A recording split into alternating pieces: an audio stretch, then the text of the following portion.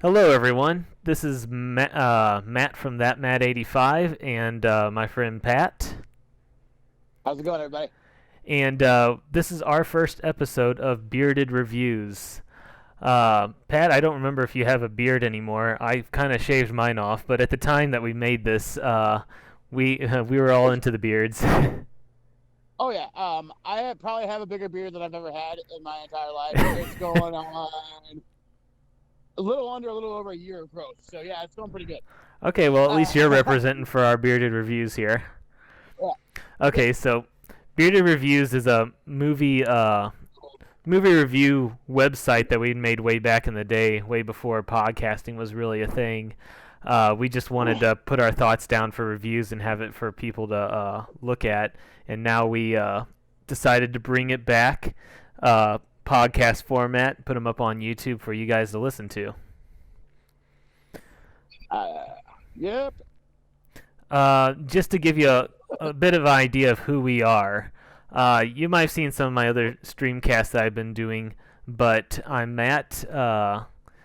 I not any sort of movie critic or anything, but I feel like I have a good eye for what's enjoyable in movies. Granted, we all have our own biases, but you'll see me watching a lot more family-friendly movies, and then just anything that catches my eye. I like going through the Oscar-nominated films. I've been finding that they're a lot more entertaining in recent years. Tell us a little bit about yourself, Pat. I'm Pat. I've loved movies since I was a little kid. I wanted to be involved in somehow way or another. But I don't really have the money or talent to do that. So I like to talk about them, and I like to go see movies with my friends and talk about them, and I like to post things about it, and I love talking to movies. It's one of my favorite things in the world. So this is gonna be a lot of fun for me, I think. Yeah, what to expect from the I hope you guys show? enjoy it too. What to expect What? from the show is we're going to be having a lot of individual movie reviews, hopefully newer movies, but with how COVID has taken over, there Yeah. aren't too many newer movies. So in the meantime, we got a few other things planned. The corona has ruined so many things, but to me, not being able to go to a movie theater, it's probably the worst thing that's going on right now. But I'm living, I guess. Yeah, It's hard for me. I'm guessing it's hard for everybody else too. that's for sure. That's for sure. Um, but not only we're going to do movie reviews, and we'll try and do some older movie reviews, but we also have other fun things to do, such as on today's show, we are running down a top 10 list of our favorite 2019 films, of the ones that we've seen. And then we each have an individual review of a newer movie, since there are a couple of them that came out before the virus took over, and a few that are still being released as streams. Yes. So we're gonna dive headlong into. Sorry, I'm changing the graphic on my recording software here. That's the wrong one. That's okay. And I'm gonna We're go ahead and throw this in there, guys. I am very, very new to this. This is my first time recording pretty much anything, so just bear with me. I hopefully will get better at this. If I don't, well, you can always not listen. But that's the I'm gonna thing. try my best for you guys. That's one of the things about our podcast. There's so many people out there that have. I mean, there's so many professional movie critics out there. We're definitely not professional, at least not yet. But God no. yeah, exactly. So why are people going to listen to our movie reviews? It's because I feel like we're more natural people. We're not going to be throwing out the critiques because we think that's what you want to hear. We're not going to be throwing out the critiques because that gives us prestige in the community. We're telling you as people that go and watch movies for fun, not professionally, this is what we like and why we like it. And hopefully that connects better with our audience than somebody writing for our newspaper. Exactly. And my goal is hopefully we can get it to where people feel like we're just talking and they're kind of involved in the conversation. That's the kind of podcast I like, where I feel like I'm kind of in the mix, and I like that. That's hopefully what we can convey, but we'll see what goes on. Yeah, me too. That's exactly how I feel, and that's why I want us to be more natural. I I mean, we have to have this planned a little bit, but I want it to be more natural. Like, if, for example, you don't know my top 10 list, I don't know your top 10 list, so our reactions to it will be kind of natural. Exactly. Speaking of which, we're going to dive into our top 10 now. I have a really crappy looking graphic for our top 10. I know you can't see it, but just trust me, it's there. Yeah. So I'm going to start here. I'm going to give you my top 10. It's based on what entertained me and of the movies I've seen. I can't tell you about the movies I haven't seen. And I imagine it's going to be quite different from Pat's list, but that's okay. We shall see. Yes. Number 10 for me was Uncut Gems. This, man, I'd have to tell you to start with this movie. I saw a trailer for it, and my first thought was Adam Sandler. And as the trailer went on, I'm like, man, this looks like a good movie, and it just intrigued me so much. I ended up watching it. It was a thrill ride, to say the least. It had me sweating, and not necessarily that I wanted any certain person to come through. It's just there's so much stress in the movie, and that makes for a good thing and a bad thing. I mean, I feel like if I'm into the movie, I'm feeling what the movie wants me to feel. Just because I feel sad or angry or stressed out isn't necessarily a bad thing, because if I don't care, that's a bad thing, and I cared about this movie. It was a thrill ride. I think Adam Sandler did a great job in a different type of role than he usually has, and it lived up to what I thought it would be. Yeah, you may or may not see that on my list. Good flick. So, number 9 for me was Jojo Rabbit. I enjoyed the movie a lot more than I thought it would. Probably a little less than other people might have. It was goofy, yet it was serious at the same time. It was a fine line to walk to try and get it to turn out to be, a good movie taken seriously, with how kind of weird it was at times. I think a lot of times, like in the end, I think it turned out very well. There were scenes to me that were a little weird, and there were scenes to me that came out really well. So yeah, surprisingly, it was a very good watch for me. I would recommend to other people, and that's number 9 on my list. Well, Matt's theory about us having different lists might not pan out the way he thought. But we'll see. All right, what's number 8, buddy? Number 8 for me was Battle Angel Alita. Of course, I'm a anime nerd, so it's got to be on my list somewhere. That also is a movie that I liked more than I thought I would. A lot of anime adaptations aren't going too well, but this had who was directing this? Oh, that's Robert Rodriguez. Rodriguez. Okay, yes. Yeah, that was kind of a return to form for him. Yes, and it had a big budget. For how much CG was in the movie, it was very realistic looking. I mean, granted, that robot stuff isn't real, but the environment's destroying the. I mean, there's no big city that it was set in. It was just all computer generated. I enjoyed the individual scenes in the movie. I enjoyed the overall story. There were parts of the movie that were maybe a little too slow for me. Parts of the movie where I thought the plot wasn't getting across quite well, but it had a lot of good actors. I think it just came together well. That was one that you dragged me to, and I didn't know anything about it. I actually really enjoyed that one. It's not on my list, but it was good. I saw a lot more movies last year than I have in the last few years. So my list was a little harder to conduct than it was the last few. But I will say one thing about that one. I hear they're having trouble getting money for the sequel. After that ending, I won't spoil it. They better make a sequel, because I am going to be pissed if they don't. That really pissed me off.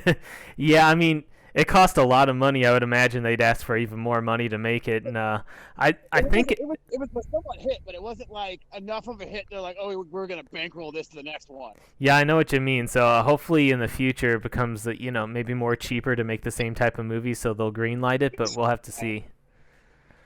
So, I'm on number 7. Yes, number 7 for me was Knives Out. Uh, I was excited for this movie, and I liked it. It was a little more quirky than I thought it would be. It was hard to describe. It the movie was it changed paces, changed genres, changed a lot on me as I was watching it, and that's what made it a good mystery type of movie. Uh, Again, the cast was great. A lot of people playing different types of roles than what they usually play, and just it didn't.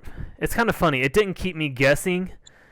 It made me think I knew what the answer was, and I didn't know what the answer was. So then I was surprised. But Knives Out, number 7 for me. Or that was number 6. Mm. No, that was number That's 7. number 7. Yes, it was. I'm sorry. I should have numbered my list. No, you're good. No, you're good. Good flick. We may hear more about it later. Number 6 for me, Detective Pikachu. Kind of funny it's on the list, but honestly, it was pretty well done for what it was. It's a little more lighthearted, not as serious as a film, but again, with Pokemon, would have been really easy to mess up, and it was another good adaptation, not necessarily of anime, but of a video game, so it's kind of the same genre. And Ryan Reynolds as Pikachu was such a weird, interesting choice, but worked out so well too. He kind of was a Deadpool of the Pokemon. I guess the Pokemon scene. Yeah. See, I have seen that. I don't know if I finished it. I watched it on a date that did not go well. So, but I remember thinking that Ryan Reynolds was really funny and cute as Pikachu. I don't know the kid's name, but the other main actor in it, the guy. I know who you're talking about, but I don't know his name either. I was on a bad date, and I may have been a little intoxicated, but yeah, it was. I remember thinking Reynolds was a pretty good Pikachu. Number 5 for me is 1917. That was a movie. As soon as I saw the first trailer, just looked epic to me, and I wanted to see it. I did, and it was surprising in a lot of ways. Not surprising with how good it was. I expected it to be good, but it was made to look like it was shot in one take. That's surprising, but it was you don't see a whole lot of World War I, and it was a really interesting take on World War I, with just a lot of thrills and stress throughout this movie too. A lot like Uncut Gems. It's one of those movies that it didn't seem like it was paced too fast, but it from start to finish, it felt like I was there for maybe half an hour, and it was like 3-hour movie. Yeah. See, that's one I have not seen yet. That will actually be eligible for my 2020 list because it was released the first week of 2020, and that's how I do it. Mm-hmm. But that's one I definitely want to see. I'm a big fan of Sam Mendes. He directed it. He's made some good flicks. He's kind of been in limbo. He really hasn't capitalized on that huge success. Like when you win he won Best Director with his first feature back in American Beauty. So once you do that, you're kind of stuck in limbo for a while. But it was nice to see him kind of make his comeback here. I still need to see it, but it was nice just to see him get back into the awards conversations and get his career back out there because he'd kind of been gone for a while. Yes. Sorry. With if we get more of that, I'm not going to complain, of course, at all. Yeah. Number 4 for me was Beautiful Day in the Neighborhood. This came out a little bit after the Won't You Be My Neighbor documentary, which I liked a lot more. I love that documentary. Yes, Beautiful Day in the Neighborhood, also very good film. I feel like it was a little not what I expected, because I expected, again, to be kind of like a docu-movie. It wasn't as much. It was just a movie that involved Mr. Rogers. Tried to portray him as realistically as possible, but I don't think it was actual events either. But it was an interesting sweet tale, not just about Mr. Rogers but the kind of impact that he had on other people's lives, not just, again, as they were kids, but as they're older, showing I guess the main character was having life problems, and was able to try and get back on track in the way that you really need to, which is by self-realizing what the problem is and then doing what it takes to fix it. So it was a movie that I was into the whole way through, a movie that I enjoyed watching. It's one of the few feel-good movies that I have on my list, I guess. See, that's one that I skipped it. I love Mr. Rogers. I love the documentary, the It's a Beautiful Day in the Neighborhood. I loved the show. I loved him, and I'm a little nervous watching it because I love Tom Hanks. I saw those trailers. He just does. It doesn't work for me. Like from a standpoint of, I just look at him like that's not Mr. Rogers. It just doesn't feel right to me. I'm sure he's great in the movie. He got an Oscar nod for it, but that's kind of why I've been skeptical to see that one. But I am curious to see it. I know But exactly like I what you said, mean. someone who loved Mr. Rogers was my idol as a kid, so it's kind of hard for me to see anybody else playing Mr. Rogers. I do know what you mean. There was a bit of a buy-in, and I think I got over that buy-in by Mhm. watching the trailers and seeing when he was cast for the film and seeing him in the makeup. And it was, especially at first, kind of That'll help. shocking, just That'll like, help. what the heck? But if you get into the movie, you start suspending disbelief and getting into it. It's still one of those things because he's supposed to be Mr. Rogers, but he's Tom Hanks, so it's not like it's an unknown actor playing the person. What you're seeing is Tom Exactly. Hanks dressed up like Mr. Rogers, but And not only that, it's an icon playing an icon, yeah, which is exactly. always probably to a viewer weird. Like when Will Smith played Ali, like Yes. when I actually saw it, oh my God, he's so good. But when you're looking into it, you're like Fresh Prince is Muhammad Ali. Really? Yes. Yes, I know It's exactly. something you gotta accept and get in with time. That's got to be one of a topic we should discuss later. Is the type of people that are Yeah, hard to get into roles because you see them as themselves instead of as who they're playing. exactly, Anyways, exactly. That's a thing for sure. number 3 on my list is Ford versus Ferrari. Uh, I watched this. It looked fun in the trailers. I watched it because it was on an Oscar nomination. Okay. I had a lot of fun with it. Not just the acting, the people that were in it, but the story, which I loosely knew about, but kind of getting to learn more about it, getting to learn the individual stuff about it. And I know it's all Hollywooded up, but that's makes it more interesting for me. I don't expect it to be a docu-pic. It's just a retelling of the events that happened in a way to make it more entertaining.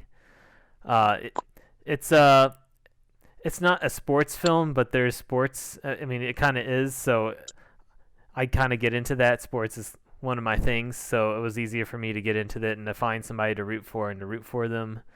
Uh, but like most of these films, it goes beyond just the race that they're doing. It goes into the I guess the building up of the different people in the film, the racer and Shelby, who's making the cars, and their battle with Ford, and the battle of Ford against Ferrari. Uh, just all these different things coming together to peek into the race. So Yeah, it was another one of those films that go by really fast when you're watching it.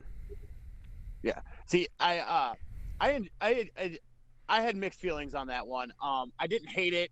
I didn't dislike it, but that was the one that was nominated for Best Picture that I'd seen that I was just like, really, this is there over this or this or this. There's always that one movie that is kind of my whipping boy, where it's just like, really, like Uh, you're gonna nominate fucking sorry, I didn't mean to drop the F bomb there. I know Matt's mom's probably gonna listen to this. But I doubt it, but yeah, like the year Dark Knight was nominated. Benjamin Button is the epitome of my whipping boy movie. Really, Benjamin Button is better than the Dark Knight. You're really gonna say that? You're gonna leave that in the history of the Oscars that we enjoyed Benjamin Button over the Dark Knight? It was that movie that year. I thought Bale was fantastic as he always is. I thought Damon was good, but for the most part, I thought it was a good movie that people must have liked more than I did. Yeah, I was surprised it was in the tops too.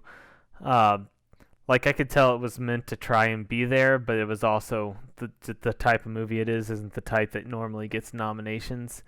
But and this is again another topic for a different show. The way that movies are chosen for these award shows. We should definitely go over that later because I'm sure we both got rants for that.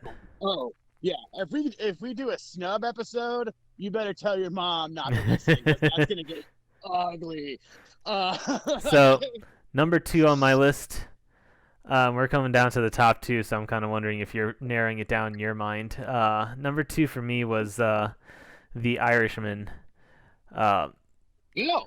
the thing about Okay. the thing about The Irishman for me, uh, I don't know how many.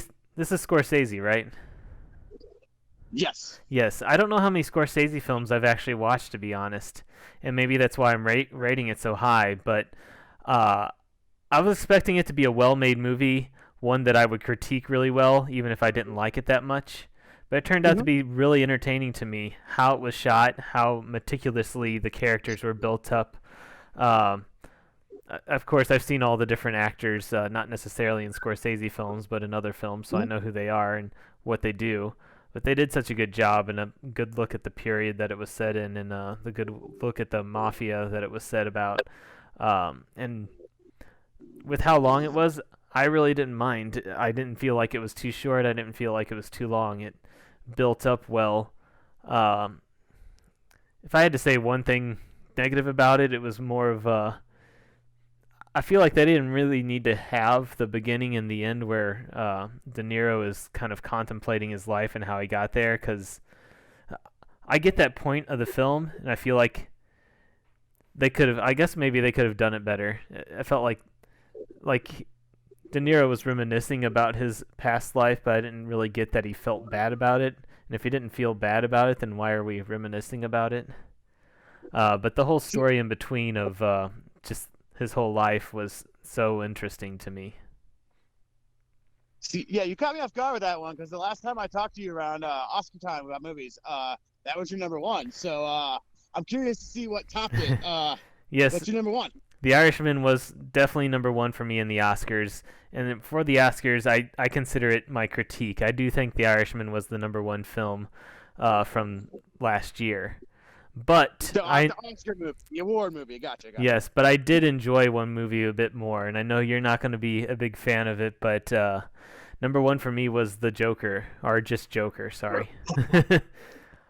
uh, yes, tell me your disappointment later, but as far as Joker But goes, I wasn't sure what to think of it going into it. As we got closer and closer, I was a little more hyped for it.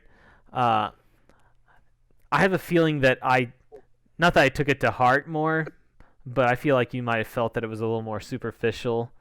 Uh, I had felt like they did a good job of showing what's going on in the Joker's head and his emotions, and I'm not even sure because of the ending of the movie whether it was even real, and maybe that takes away from the rest of the movie. But kind of the build up of this one person to the point to where he's going crazy and kind of taking his personality and turning it on its head to be the kind of alternate character that he ends up being. I just, as much as I thought it was a well-made movie, I enjoyed it even more, and that's why I feel like I have a lot more movies to watch because I looked through the top movies of last year, and I know I've seen more movies last year, but of the movies that came out last year, I might have only seen about 19, 20 movies. So Joker was on the top of that list for me. okay, yeah. You better hope John doesn't listen to this. Cause our friend John doesn't listen to this because he's gonna give you a bunch of crap for that one. I know, Um, I know. I've not argued with him about it, but I think he might know I like it a lot more than he does. See, that was one that I had mixed emotions on that one. The best way I could describe it is I thought the last 20 minutes was really great, and I enjoyed it a lot, and I thought that was the perfect ending in the perfect way to sell the story, and that everything else was hit or miss for me. I don't know what it is about Todd Phillips directing drama, but this is the second in a row where he kind of goes into the drama format, and the movies are okay, but there's something off. Like it just like with War Dogs, which was his last one before this, it's just off and on. Like it just seems so jumpy, and you just can't get into it. And that's the same way I felt about the Joker. Joaquin Phoenix is great. Of the people nominated, he probably you could argue DiCaprio, or actually, honestly, I'd say of the people nominated, I kind of forgot about him. Adam Driver probably should have won, in my opinion, but Phoenix was great. But it was just, I don't know. The way I told John, the score is great, the ending's great, Phoenix is great, everything else. Eh. That was basically my 2 cents on it. Not a bad movie, but I don't get why everybody talks about it like it's the best thing ever made. Yeah, I do. That's my 2 cents.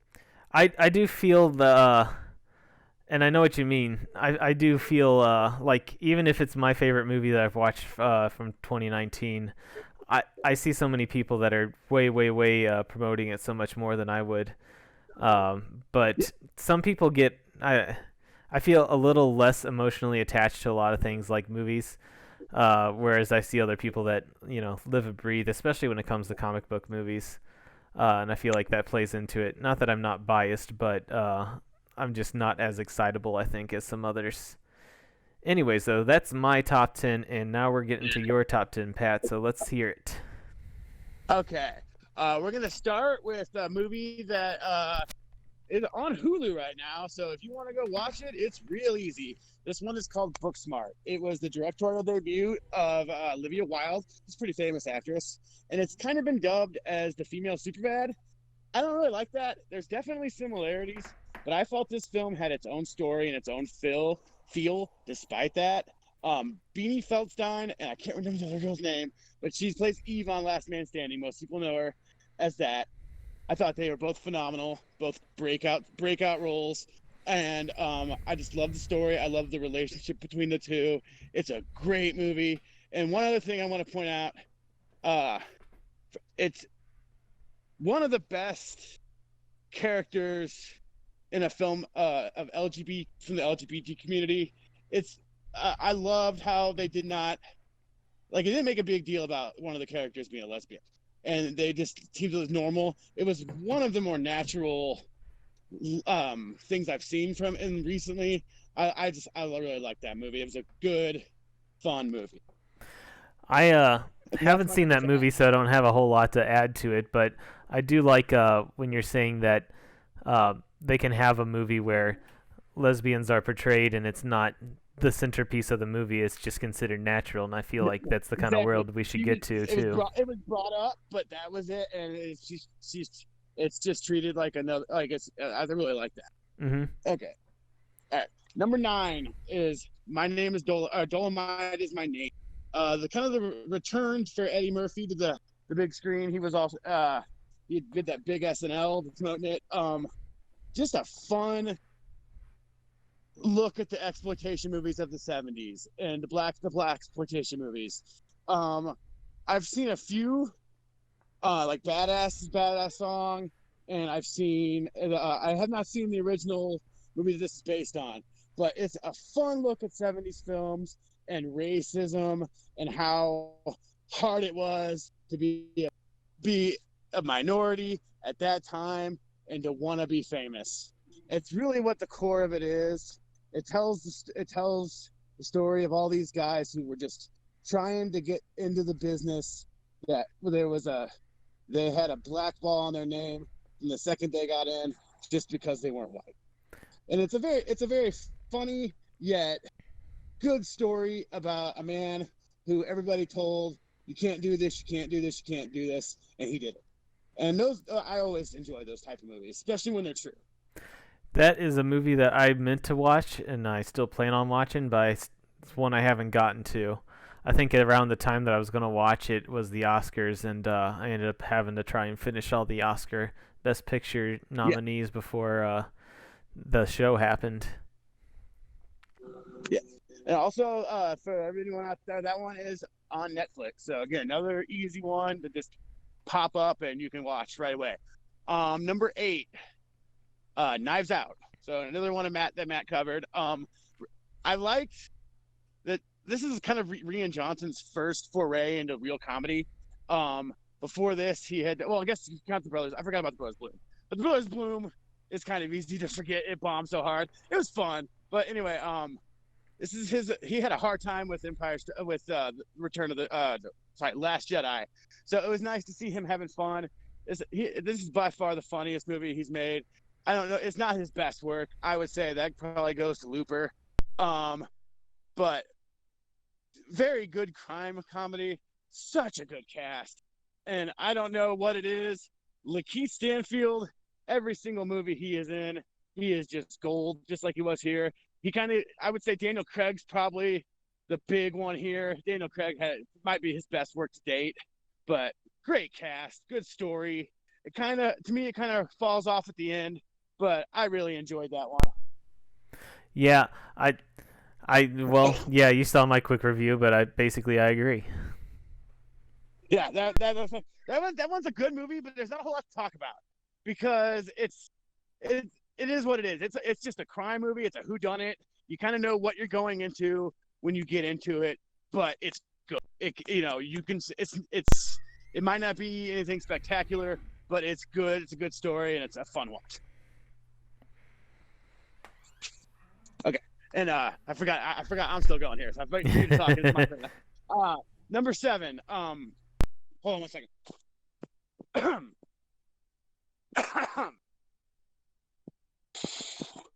Hold on, let me think here. I'm trying to remember what my number 7 was. Okay, yeah, we go. Forgot for a minute.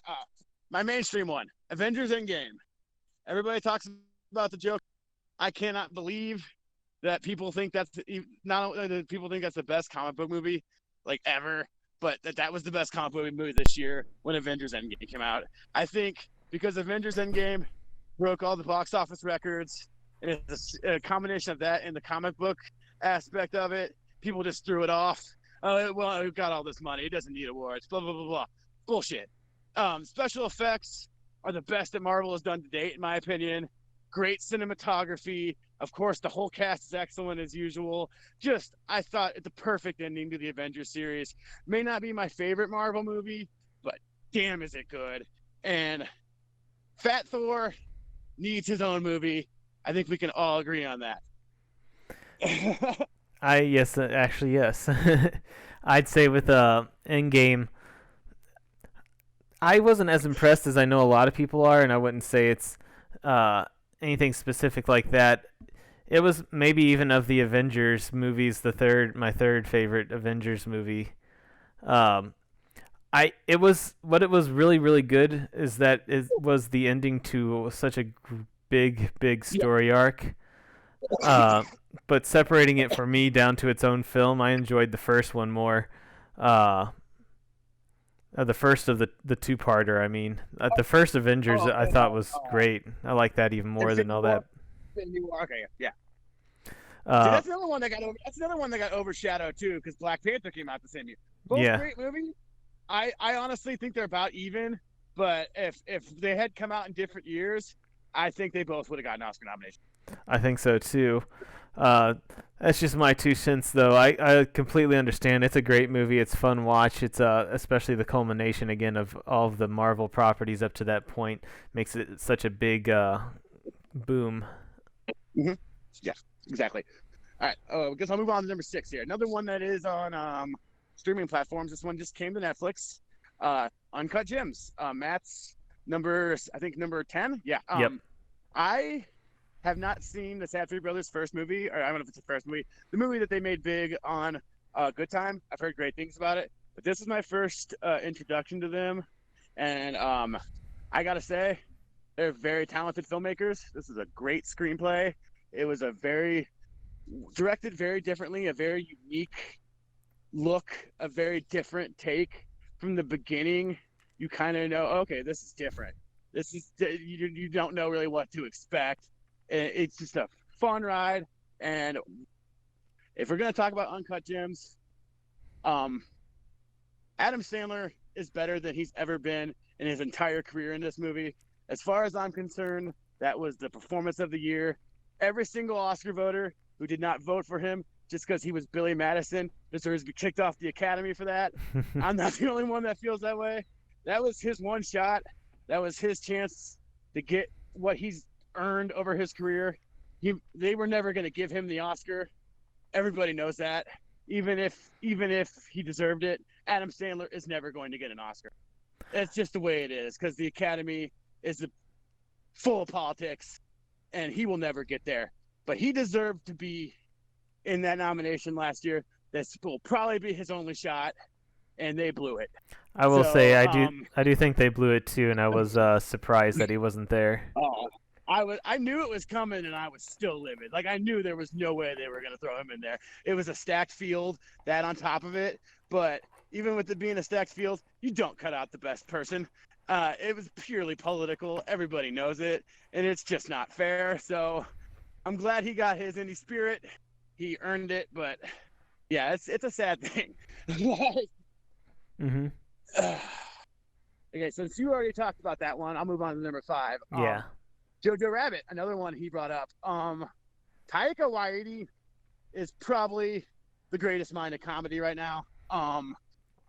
It's a great performance from him too. I thought his performance of the guy who plays Jojo, I forget his name. You know, he's the anchor of the film. But to me, Taika Waititi is Hitler. Oh man, I honestly felt like he should have got a supporting actor nomination for that. I loved the story to it. I love how silly and ridiculous it is while it still has a good message. This is the kind of movie, though, I think it is I would recommend to children because it is the message overall is do not let hate control you, and how to step aside and stand up to things that you are not comfortable with. That like the whole movie, this kid is dealing with this thing, and the way he handles it, I think it was flawless. A great story and a good message, which you do not get a lot in comedies these days. Yes, I think you made a good point with Taiko. He's got such a, not even just with comedy, but with movies in general, he's got such a unique perspective, and he's different. Honestly, with movies nowadays, what I'm looking for is to not see the same thing over and over and over, even if it is good and even if I can critique it well. Seeing something that's good and different is such a plus for me, and I feel like everything he's putting out, for whatever the reason might be, he's got the confidence to do his thing. Other people have confidence in him to do his thing, and he's putting out gold. Yeah. Oh yeah. See, I could think I could speak for most people. We've given up on Thor. I'd given up on Thor. Thor 2, I like Thor 1. Thor 2 was an unapologetic piece of crap as far as I'm concerned. I thought it was terrible. I was bored out of my mind. So for him to take that franchise, which to me was dead, and to resurrect it and make the best film in that series and one of the better Marvel movies, yeah, the guy's got some talent. I would say, on that note, again, another topic for a different day, but Marvel had gone in the direction of the sequels weren't going to be nearly as good as the originals, but Thor 3, again, like you said, I barely watched Thor 2, and I really didn't enjoy it. Thor 3 was better than... That was by far the worst Marvel movie I've seen in theaters, yes. by far. And then Thor 3 comes out, and it was... I agree with you on the sequels, by the way. Mm-hmm. Outside of, I think Captain America was the exception, though, because I thought the 2 and 3 on Captain America were way better than the first one. I thought the first one, it wasn't bad, but I thought Thor 1 was better, and all of the Marvel movies going into that were better than that. Just my opinion. We're gonna get sidetracked if I go off on that along with you, so we'll save that for later. Yeah, that's fine. We're on to number 4. Number 4. Give me 1 second. Mm-hmm. All right, number 4, Marriage Story. Now, another one that's on. Hold on. Okay, sorry about that. Marriage Story is another one that's on Netflix. This one is a hard watch. I'm gonna be honest with you. It's kind of like a punch to the gut. Some of the most heartbreaking scenes you will see in a love story. It really is a love story about divorce, and it's about how like divorce is the basically the worst possible thing that can happen to both parties involved. It's just how it's a war and nobody really wins, but at the end of the day, you have to get up and you have to go on living and you have to accept that at the end of the day, you love this person. You're probably, if you have children, you're probably going to have to spend the rest of your life dealing with this person. So you have to learn to love them while you hate them. And I thought it was brilliantly done. This one is God damn it, flanking on his name, Noah Baumbach, a fantastic filmmaker. If you guys don't know him, check out Greenberg, check out The Squid and the Whale, check out Margot at the Wedding. Fantastic dry comedies. He is a king at that. And this is a little different for him. It's a comedy, but it's so much darker than anything he's ever done. And he really stepped up there. Driver, Johansson, and Dern, all flawless in this. Dern earned her Oscar. Johansson should have won in this for actors, in my opinion. Adam Driver, best performance of his career. This kid is the new De Niro, I'm telling you. He's going to be around until his 70s, and he's going to keep out churning out work. He's that good. Just a great watch. Like I said, it's a little hard at points. There's definitely parts that are going to get you upset. But, man, it's a good watch. I think every year there's one movie in the Oscar nominations that I don't get to for whatever reason.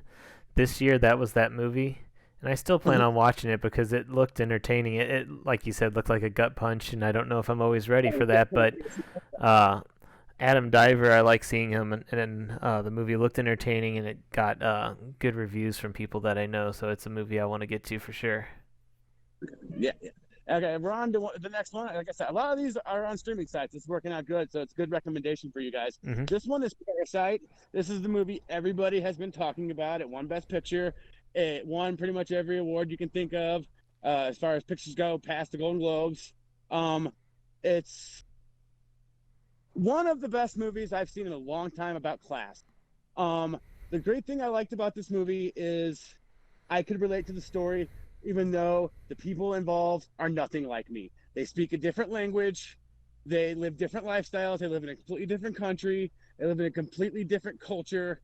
Yet, because of class, because of where they are, I can kind of feel it because, I'm not the rich. I'm poor too. Like it's something that I think everybody can relate to, that once you get that little bit of power or money in this world, you do not want to let it go. You will do anything and everything to hold on to it, especially if you come from nothing. And that's really what this is about. And it's about how people react in situations like that. And when it comes down to it, what kind of person are you? What will you do to get what you want? And I'm not a big foreign film guy, but this one blew me away. And I was shocked that this wasn't on your list, to be honest with you, because I know you've seen it. Mm-hmm.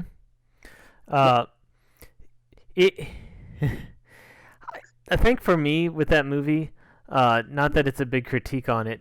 I've seen a lot of foreign films, especially Asian films. I haven't seen a lot of foreign films that weren't Asian films, so I've seen a lot of Asian films. And this isn't a super unique take. It's very similar.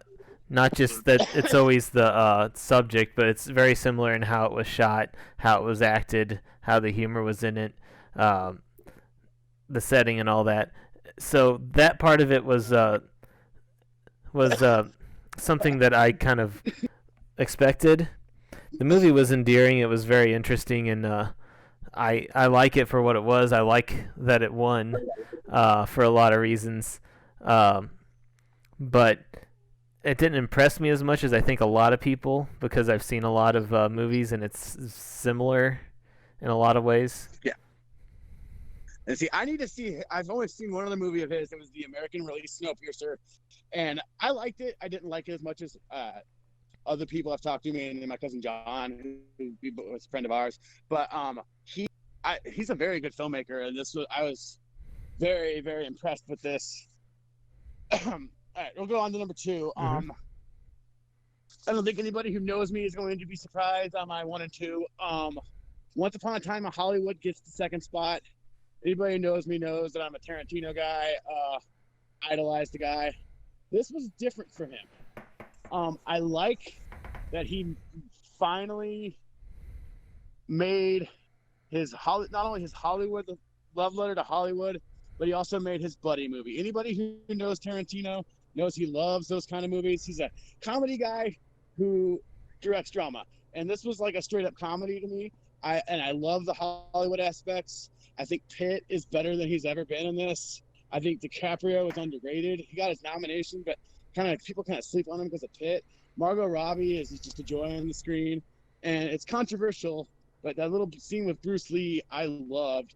I don't get why people freaked out. It was obviously Clinton messing around. It wasn't him sending a fu to Bruce Lee or his family or anything like that. It was Tarantino having fun with his Hollywood heroes. That's what I took it as.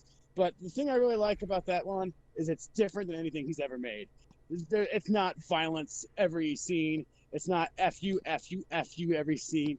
It showed a different range for him, which a lot of people write him off as generic. He can only do violence. He can only do bad language. Blah blah blah blah blah.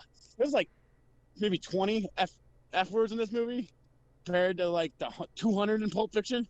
Like, it's a very mature work from a guy that nobody thought could do mature work. And I think he gets a bad rap, but this is why I love Tarantino. It's movie making at its finest, and you always feel like you're in on the joke. Whereas a lot of people, you don't know that, like, you always feel like he's bringing you along with it. You never feel like you're left behind with Tarantino. Of course, and this is no different. Of course, I have a ton of respect for Tarantino. And I like this movie a lot. In fact, I think it would have been like number 11 on my list. I was kind of cutting down my top movies that I had listed, and I think that was the last one that got cut from my list. In fact, even if it was just critiques or best movies, that would probably be in my top 10 list. I just didn't enjoy it entertainingly as much as I expected to, and I think that's part of it too. If it wasn't above, and I had high expectations, but if it doesn't meet my expectations, then it gets kind of a lower biased look at it from me. So I definitely don't disagree with you, just my personal preference.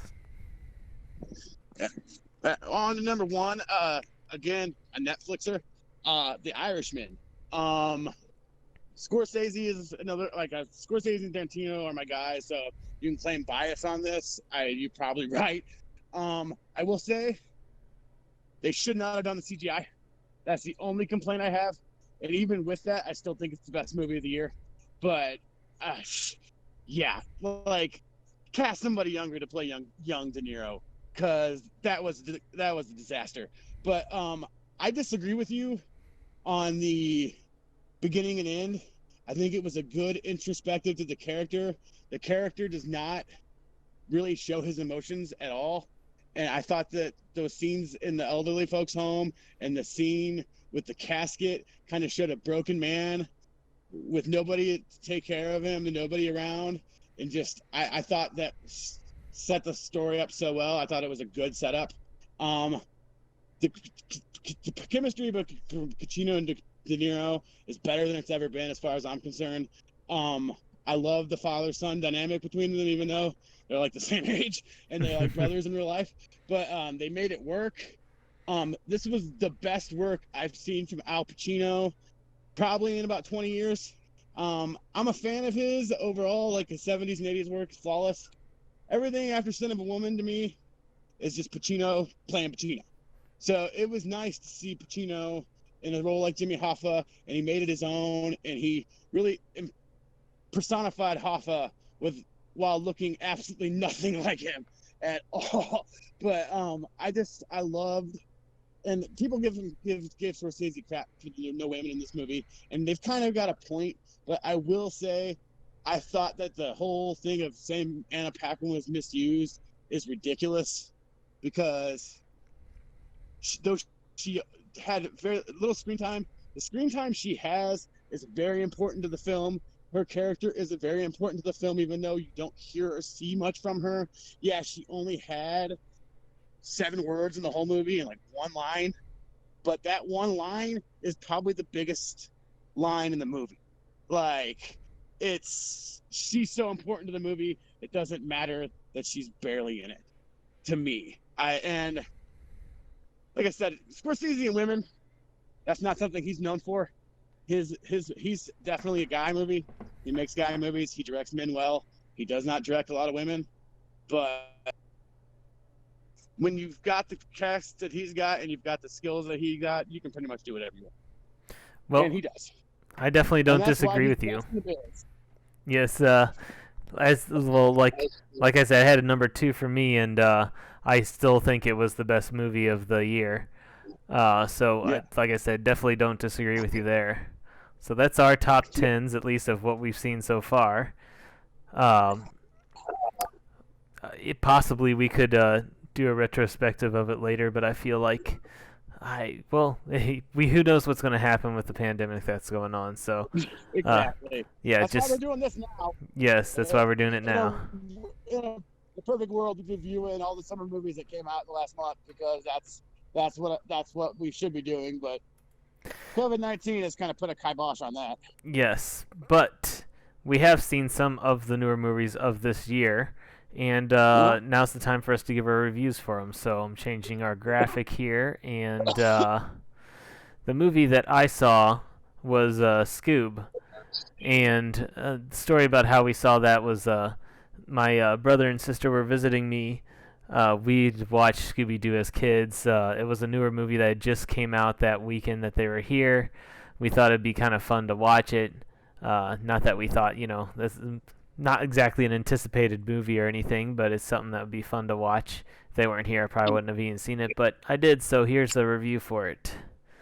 So, Scoob has in its cast, which I mentioned because it's animated, so you don't necessarily know who the cast is if you haven't looked.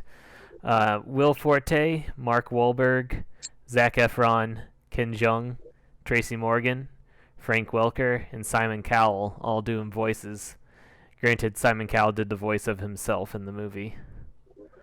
And a quick summary of the plot. The movie starts with a quick origin story, then goes to the future. Scooby and Shaggy help the Blue Falcon stop Dick Dastardly from opening a portal to another dimension. It's just a really quick synopsis of the plot. So, this story does a retelling of the origins, basically, of how Scooby met Shaggy, how Scooby and Shaggy met everybody else in the gang as kids. I feel like that's never been very important, and in fact, it really isn't important to the rest of the movie. They just kind of threw it in, but it was nice because it was heartwarming. It wasn't too distracting or taken away. Didn't matter that much. Another interesting point is I don't know if in more recent times Velma has become Hispanic, but she was in this movie, and that's definitely okay. I really don't mind. But she's also Hispanic Velma. Sorry. She's, I'll say that for later. Go ahead. She's also super smart and proactive in this movie, which I feel like throws off the group dynamic, though. Not that I really need her to be a weak character. It's just her part in the gang used to be kind of losing her glasses and pointing out stuff, not necessarily solving every mystery by herself, and then being upset every time somebody does something, I guess, slightly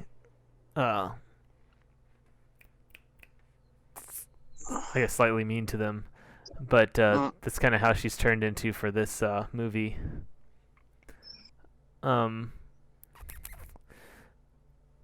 Surprisingly, the rest of the gang wasn't in the film much. They kind of set it up like it was going to be the whole gang solving a mystery like you normally do in Scooby-Doo, but after the beginning of the movie, it's mostly just Scooby and Shaggy, and everybody else is just kind of lost.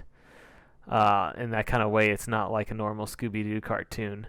the normal Scooby-Doo cartoons, there's a mystery, there's something happening, somebody is manipulating everybody from behind the scenes and trying to make it look paranormal, and they find out who did it.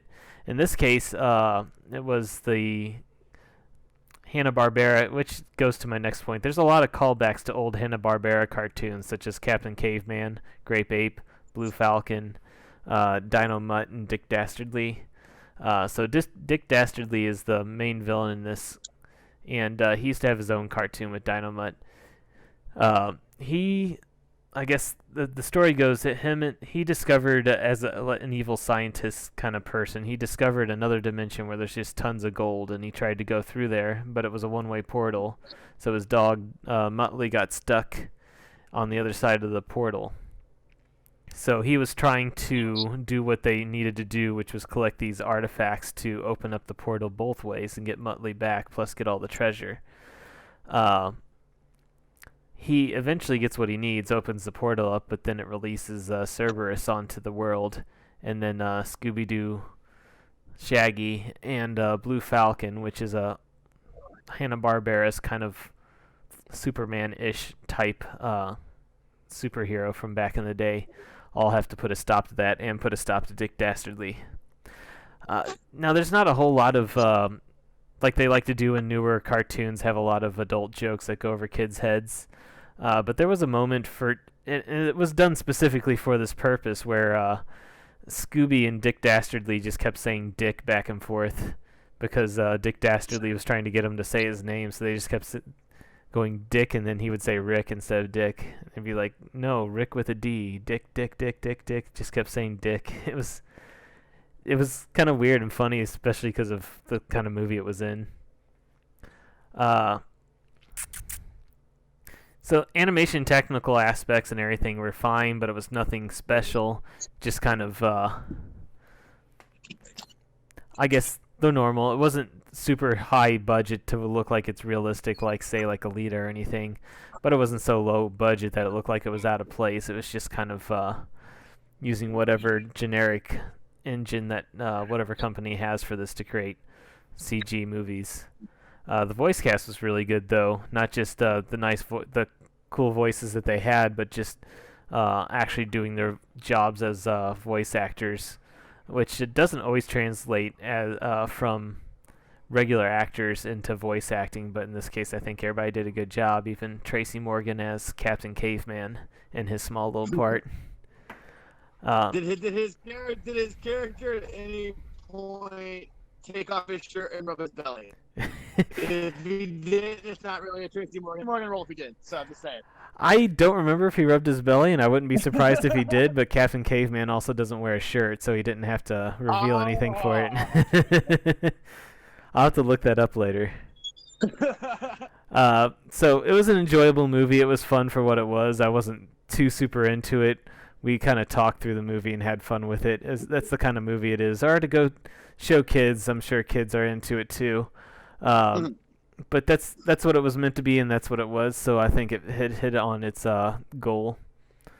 But that's Scoob. So I believe you are reviewing, and I got the graphic up now, Bad Boys for Life. Let's hear it. Yeah. Okay, well, first off, zoinks on that. That was a good review. Thank you. I'm probably going to see that one eventually. That's one I'm going to watch, Intoxicated. But Wait. I'm a fan of Scooby-Doo. I forgot one thing. Yeah, we have to ahead. give a rating out of beards. Yeah, I was going to say, I thought you didn't give it a rating. Yeah. I forgot. That's my bad. Yes, so this is Bearded Reviews, and we give out of 5 beards. I would say, and also to explain, for me, my rating system, people do different rating systems differently. For me, for my rating system, a movie starts at 3, that's average, and it can go up or down depending on how impressed or angry it made me. So for Scoob, I'd give it a 3. It was about what I expected. It had some nice things. It had some boring things, but it didn't super impress me. I didn't think there was anything too wrong with it, so it's getting the average score of 3 beards out of 5 for me. Yeah, 3 out of 5. Okay. See, I'm a big fan of the Scooby-Doos, but it's something like Shaggy's like a stoner icon to me. Like he's the original first stoner character. Anybody who thinks he's not a stoner, oh yeah, you're wrong. But yeah, that's one I'm definitely gonna watch by bong. Anyway, uh, uh, my movie is Bad Boys for Life. Bad Boys 3. Um, I enjoyed this film. If you like the other two, you're gonna like this. It's actually a lot better than the second one, which I hated. Um, it's I would say it's a little less on the par of one, but it's in that vein. Um, no Michael Bay this time, which thank the movie gods for that. He was busy with other projects, so I forget who directed this one, but it's not Michael Bay. You can definitely tell because there's not some ugly, skinny plastic model in every other scene. It's a little less scummy on the women talking because that's a Michael Bay thing, and that's one of the things I hate about him. His movies are always sexist. Like no matter what he's doing, it's sexist. There's gonna be it is what it is. But I the key to this one is it's some parts of it are stupid, parts of it are ridiculous. Gonna be honest, it basically falls apart at the end and unravels, and it is what it is. But what keeps this together, just like the first Bad Boys, and it's the only watchable part of the second Bad Boys, is the chemistry between Martin Lawrence and Will Smith, and it might be at its peak here because they're older now, and instead of being the young, it's a different dynamic, and they're both better actors at this point. Martin Lawrence was a comedian who was getting into acting in Bad Boys, and Bad Boys was kind of his breakout. And he's good in it, but you can definitely tell he's more of an actor now than he was back then. And you know, Will Smith's good in everything. Let's be honest. If he's bad in it, somebody messed up because Will Smith is always good. I the main thing I would say, the main critique I would have of this is I don't know her name, but the main villain in this is a woman who plays like a cartel mama kind of thing. She is about as generic a villain as you could possibly write. It's like just the crazy Hispanic woman. I'm gonna ruin this dude's life because he did one bad thing to me 25 years ago, and I'm a vindictive, generic, every racial stereotype of a Hispanic woman there is. That bothered me. Other than that, it's a good flick. It's Martin Lawrence, it's Will Smith shooting shit, playing cops, bad boys, blowing shit up. If you enjoy that kind of stuff, you're gonna enjoy this. I give this the same rating Matt gave Scoob, 3 out of 5 beards. I would recommend it if you like the other movies. If you have not seen the other movies, definitely see one first. Two, just forget about. It would be my advice. But if you want to see both of them, go ahead. But two is a piece of crap in my opinion. It is one of the worst sequels I've ever seen. But yeah, I would highly. It's a good fun action flick, and if you like Martin Lawrence and Will Smith together, you're gonna like it. Good review. Paints a picture for me since I haven't seen any of the Bad Boys. Okay. But yes, that's what we're here for, is to get the reviews. So 3 out of 5, and that's probably the basis for us. If it's more than 3 out of 5, then it's a great movie. If it's less than 3 out of 5, it's 3 out of 5, stinky movie. average. Yeah, and if it's 3 out of 5, not too bad. it's Not enjoyable. Bad, not great. Yeah, exactly. And while I'm thinking about it, just out of curiosity, who the hell is Mark Wahlberg voice in Scoob? Because that just does not sound right to me. Let me look that up really quick now that you're asking for it. Please tell me he's not Fred, because that's terrible casting. I don't think he's no. Zac Efron is Fred, I believe. Okay, that's good casting. Zac Efron, if you're gonna cast a lot, that's perfect casting. That's right. He is the son of Blue Falcon, so he is the new Blue Falcon. But yes, but he's kind of like entitled and lazy. Mark Wahlberg to a T. All right. And then Ken Jeong plays his dog Dynamite, the kind of the Robin to Batman's. Yeah. Well, also one more thing. While I'm thinking about my It's funny that you said Hispanic Velma. I don't know if you watch South Park, but that would not be the first Hispanic Velma. If you've seen the corn episode of South Park, the Halloween special, Fieldy was an asshole apparently to Matt Stone and Trey Parker, so they made him Velma in the Scooby Doo thing, and he was not happy about it. And if you want to see a Hispanic Velma 20 years before Scoob, go check out the South Park episode with Corn in it. It's a hoot and a holler. It's a good time. That's pretty funny to hear. I wonder if that actually has anything to do with it, because you never know with behind the scenes what's going on. Yeah, and he did lose his glasses too. So like, well, I do. I guess I didn't bring this up because it's not a big deal to me, but I guess with Scoob, they're trying to make it more inclusive. So, like, okay, so yeah, Velma was Hispanic. They not just she had a Hispanic voice actress, but they also made her look a bit more Hispanic. They had the Blue Falcon, and I don't know if this was canon to the series earlier, but the Blue Falcon had an assistant who was a black woman who played a prominent role, which was cool. Ken Jeong is Asian. He was playing Dynamite, the robotic dog, and I don't know if that counts, but they were inclusive, and I think that whether you're trying to do it or not, I think that's cool to give everybody a chance in a movie. So yeah, that's, I think, at least part of where Velma becoming Hispanic all of a sudden came from. But I can imagine it being a sticking point for maybe older fans of Scooby-Doo that, it's always been this way, and I don't want it to change. And I kind of get that, but I don't think Velma's that critical. I think her personality changing a bit more was a bigger thing, but again, she wasn't in the movie that much either, so it didn't matter that much either. Yeah. Anyways, so go ahead. Oh, I was just gonna wrap up. So if you have more to say, put it in now. I was just curious. So you would say this is better than the live action ones they've made recently? Because I hated those. I don't even know if I made it through the second one. I think I watched it with Megan years after it came out because I didn't want to see it. I kind of got dragged to it by a girl. She wanted to watch it. I don't think she'd seen the second one, but I absolutely hated the first one. No disrespect to Matthew Lillard, who I think is a great actor. Terrible Shaggy.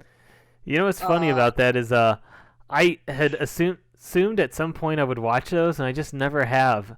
I mean, it came out, if I remember correctly, probably towards the tail end of when I was in middle school, and I think the rest of my family seen it. I just somehow didn't never see it. Yeah. And I should show you a link to this YouTube group called Mr. Sunday Movies, where they go over, they call it the Caravan of Garbage. They go over old cinema that generally isn't good and kind of has a retrospective of it. Not that they're really railing against it, but pointing out a lot of stuff and how they thought at the time and what they think now. They do a really good job with those movies, and I think you'd enjoy that. I would be up for watching it. I just don't have any motivation to go out of my way to do it either.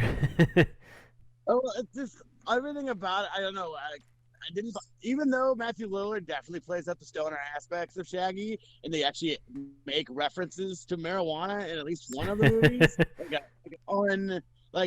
not like actually saying marijuana, but I believe at the beginning, the first time that Shaggy shows up, he's in a van, and he goes, "Oh man, it's so toasted," and it's toast. Like I couldn't get the whole casting of that. Sarah Michelle Gellar. Oh God, I hate Daphne anyway. She just made me hate Daphne more. Freddie Prinze Jr. did his best as Fred, but it's just they didn't really do much with him. Funny is, you know who? The great Velma, she was good, but they tried to make Velma like the star in the second one. Velma is not the star in any way, shape, or form. She's like cool, like you give her a little more attention. Velma's cool and all, but nah. You know who wrote the movies too, don't you? The live action ones? Yes, the live action ones. No, I don't. I don't remember. I might have known at the time. I don't know now. James Gunn. Oh, yeah, that makes sense. It's not a good execution. Maybe because he didn't direct him. Maybe they'd be better if James Gunn directed him, because James Gunn's a damn good director. Yeah, he didn't direct the first one at least. Yeah, I think his first movie was what's the name of that one with Elizabeth Banks and I'm I not sure, to be Fight honest. Club. I can't think of the name of it. It was a like kind of like a indie hit, like an indie sci-fi hit. I can't think of the name of it, but I'm pretty sure that was his first movie. If not, it was his first big movie. And like right after that, he married Jenna Fisher. They were together for a little bit, but yeah. Yeah, he did. He wrote both. He didn't direct either of them. Uh, but anyways, that we need to wrap up because we've been on long enough. We are going to try and regularly do these movie reviews, and if you enjoy them, please, please, please give us a like. If you really, really enjoy them, give us a subscription or a sub, and you can watch, be alerted every time we have a new one. If you disagree with our reviews, or if you disagree with our top tens, leave comments. Tell us what yours is. And hopefully, just overall, that you've had fun and you'll continue to have fun listening to us in our silly movie reviews. Yes, and if you, like you said, if you do disagree with us, go ahead and leave your wrong comments wherever you want, because you are wrong. You are wrong. If you give us a thumbs down, we're going to give your comments a thumbs down. So just keep that in mind. Yeah, it's a good time. I had a good time. Thanks for listening, everybody. Whoever's listening. Yes, this is Bat and Matt signing off, and we'll see you next time, hopefully. Good night.